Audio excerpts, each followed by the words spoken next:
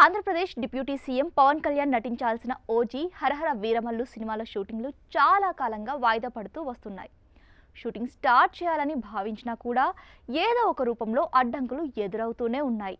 Deputy సీఎంగా పవన్ ప్రభుత్వ కార్యక్రమాలతో బిజీగా ఉండడం వల్ల షూటింగ్లో పాల్గొనలేకపోతున్నారు. పలుమార్లు కూడా షూటింగ్ ప్లాన్ చేసి క్యాన్సిల్ చేసిన సందర్భాలు ఉన్నాయి. ఈ నేపథ్యంలో ఎట్టకేలకు షూటింగ్లు పూర్తి చేసే పనిలో పడ్డారు పవన్. ఇప్పటికే హరిహర వీరమల్లు మూవీ షూటింగ్ పూర్తి చేశారు. ఇది రిలీజ్ కావడమే ఆలస్యం. వచ్చే నెలలో ఈ సినిమాను రిలీజ్ చేసే అవకాశం ఉంది. మరోవైపు ఇప్పుడు మరో సినిమా షూటింగ్ స్టార్ట్ చేశారు.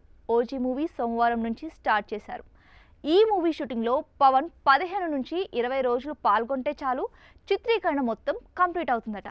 మరి ఇందులో పవన్ పాల్గొన్నాడా, ఎప్పుడు పాల్గొంటాడు అనేది ఆసక్తికరంగా మారింది.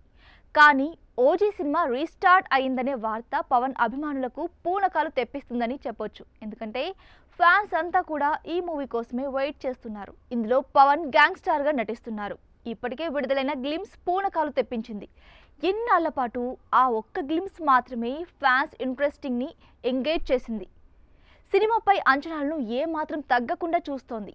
ముంబై మాఫియా నేపథ్యంలో ఈ మూవీ కొనసాగుతుందని, ఇందులో ఒరిజినల్ గ్యాంగ్స్టార్గా పవన్ కనిపిస్తారని, ఆయన పాత్ర చాలా పవర్ఫుల్గా ఉంటుందని, ఫ్యాన్స్ పవన్ని ఎలా చూడాలనుకుంటున్నారో అలా ఉంటుందని తెలుస్తోంది.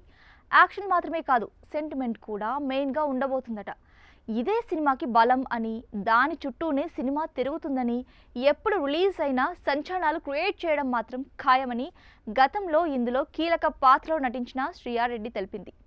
ఇందులో పవన్ కళ్యాణ్తో పాటు ఇమ్రాన్ హష్మి, అర్జున్ దాస్, శ్రీయారెడ్డి ముఖ్య పాత్రలు పోషిస్తున్నారు.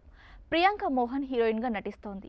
సుజిత్ దర్శకత్వం వహిస్తున్న ఈ మూవీని డివివి దానయ్య భారీ బడ్జెట్తో నిర్మిస్తున్నారు. ఈ చిత్రంపైనే నిర్మాత, దర్శకులు ఆశలు పెట్టుకున్నారు. నేటి నుంచి ప్రారంభమైన షూటింగ్ని కంటిన్యూగా జరిపే అవకాశం ఉందని, త్వరలోనే కంప్లీట్ చేసి కుదిరితే ఈ ఏడాదిలోనే రిలీజ్ చేయాలని భావిస్తున్నారట.